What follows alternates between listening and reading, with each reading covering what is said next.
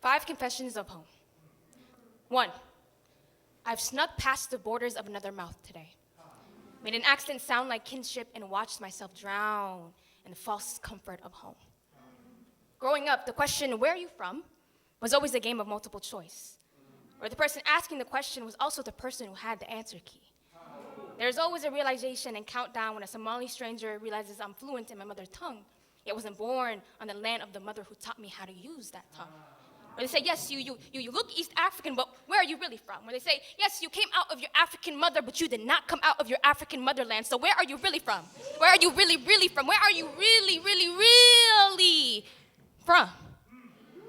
2, I contain so much sad African mouth that I can't even pronounce Gurigega without a stranger examining the air it took to learn it too.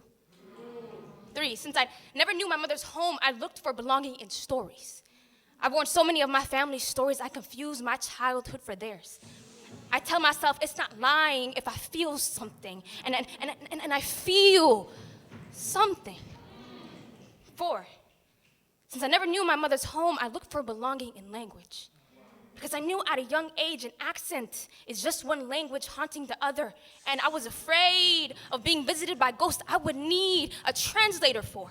Was afraid God wouldn't listen to my mother praying for me in a language I would need a translator for.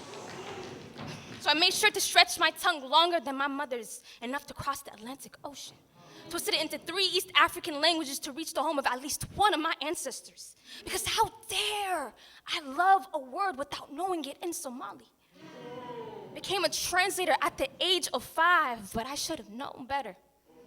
No matter how many languages I learn, I have an accent in each language. How the translator has always been just the bridge, never the home.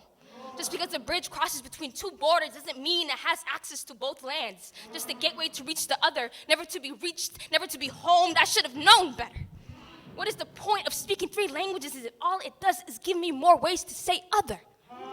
5, home is a place and time with parents who were forced to leave makes me the girl who only has stories and languages to inherit.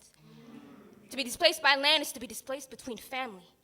Because to claim the diaspora is to claim being some type of foreign everywhere. Reclaiming home has never been about reclaiming home, but reclaiming me. Speaking all of me into a cup, speaking Somali, English, and Swahili into one sentence, not to communicate with others, but to communicate with myself, to remind myself I am home. I am home. Guriyega ajoga, I am home. I am home. I am home.